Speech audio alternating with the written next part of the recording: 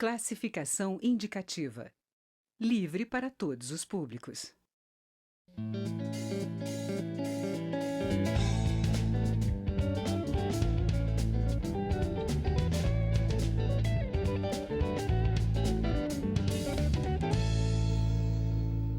Olá.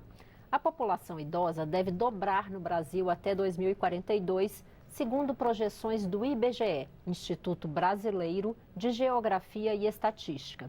O envelhecimento da população traz desafios para a adequação de políticas públicas. E esse é o tema da minha conversa com a deputada Rosana Vale, do PSB de São Paulo, vice-presidente da Comissão de Defesa dos Direitos da Pessoa Idosa. Eu sou Daniela André e este é o Palavra Aberta, programa da rádio e da TV Câmara. Deputada, bem-vinda ao Palavra Aberta. Olá, eu que agradeço a oportunidade nessa vida corrida que a gente tem aqui em Brasília. É sempre bom poder expor para a população o nosso trabalho. Né?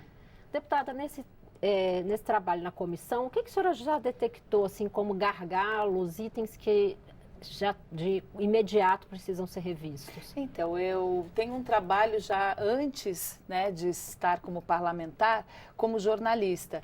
Então, eu acompanhei muitas histórias na minha região. Eu venho de Baixada Santista, litoral de São Paulo, onde a população idosa já tem percentualmente um maior número. Por exemplo, na cidade de Santos, a gente tem 92 mil idosos, numa população de 430 mil habitantes. Então, a luta pelos idosos também já fez parte da minha carreira.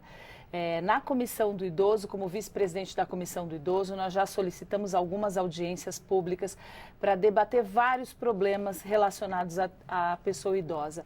Por exemplo, o empréstimo consignado, que a gente sabe que os idosos enfrentam isso nas portas dos bancos, esse assédio, né, para pedir empréstimo consignado, e muitas vezes o idoso acaba sendo levado por isso, e quando ele vai perceber já é tarde demais. Também protocolei um projeto de lei que aumenta a pena para quem se apropriar de bem do idoso, seja esse bem, pode ser o auxílio que ele recebe, a pensão que ele recebe, ou mesmo um imóvel, de 2 para 4 anos.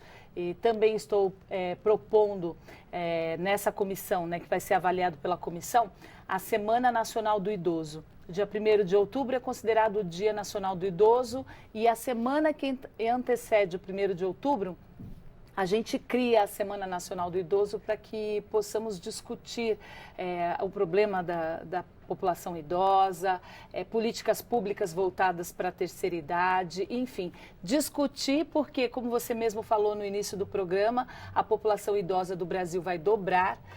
Há uma estimativa de que em 2030, 2042, nós tenhamos mais idosos do que crianças e jovens no Brasil. Então, temos que ter o olhar atento para a terceira idade, para a melhor idade, como é chamado na minha região. Deputada, a senhora falou aí da questão do empréstimo consignado, que hoje já virou um pesadelo para muitos idosos. Quando acontece, às vezes, a exploração financeira do idoso até por um familiar ou outra pessoa do convívio direto? Exatamente. Como que se pode inibir isso? A gente tem que criar políticas que defendam o idoso. A delegacia do idoso é uma porta de entrada para isso. Muitas vezes o idoso, ele fica viúvo, ele fica com o filho, e às vezes nem com o filho, né, com um parente mais próximo, e fica sujeito a isso. Eu já contei muitas histórias, até mesmo advogado que se apropria do bem do idoso, recebe alguma ação e não entrega, porque a pessoa fica, na terceira idade, muitas vezes ela fica sem ter as decisões, e alguém toma essas decisões por ela. Então, a delegacia do idoso tem que estar presente nas cidades. Qual é a participação, a presença que essa delegacia tem hoje? Tem muitas cidades já? Qual é o quadro? Não, é difícil ainda. A gente luta também sou da Comissão da Mulher, a gente luta pelas delegacias das mulheres.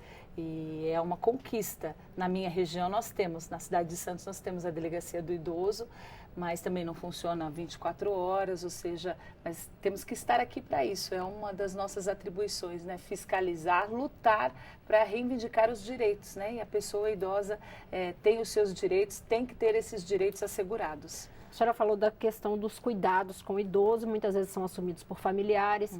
mas a gente ainda tem dificuldades com isso, até porque às vezes o idoso não tem um familiar que tenha disponibilidade de cuidar devidamente. Já existem políticas pensadas aí para esses anos de crescimento da população idosa e como dar assistência a essas pessoas? Então, eu venho de uma região que é pioneira em muitos programas. Nós temos a República do Idoso lá, ou seja, pessoas que não têm, elas têm uma pensão ou às vezes nem têm isso, recebe só o benefício e elas não têm onde ficar. Então, para não ser colocada num asilo, alguns idosos se uniram com o apoio da prefeitura e criaram a República do Idoso, onde tem assistência de um enfermeiro, tem o apoio do poder público ali, esse é um fato. Mas a gente tem que ver também que a terceira idade está envelhecendo e muitas vezes ela quer continuar ativa. Então nós temos que pensar não só no cuidado, mas em oferecer para o idoso uma qualidade de vida. Ele ser incluído em programas para aprender as mídias digitais. O idoso quer participar desse mundo novo também. No empreendedorismo também, às vezes a pessoa já está aposentada, mas quer continuar com a sua vida ativa e nós parlamentares temos que olhar aí o que é feito fora do país. Eu viajei bastante, tenho exemplos também fora do país, onde a terceira idade é a que mais viaja, né? No Japão, por exemplo, os idosos viajam quando eles esperam chegar nessa idade de 70 ou 80 anos para viajar o mundo. Então, a gente tem que sonhar com essas conquistas para o Brasil também. E aí também, para a gente não cair no risco de discriminar o idoso, Exato. porque achando que ele não tem mais idade para determinadas atividades. Exato. Né, em Santos, tem um programa onde a terceira idade surfa. É um programa que é muito bem visto. As pessoas jamais imaginavam chegar na terceira idade, depois dos 60 anos, e ficar em pé numa prancha. E acontece isso, né? Já relatei, já fiz muitas reportagens, contei histórias de pessoas que se descobriram após os 60 anos. Contei uma vez uma história de um senhor, trabalhou muito tempo, ele trabalhava na linha férrea e se aposentou, mas o sonho dele era ser locutor. Então, foi criado ali uma rádio comunitária e ele teve a chance, aprendeu, fez o curso e teve a chance de realizar o sonho dele após os 60 anos. Então, a gente não pode impor limites para as pessoas.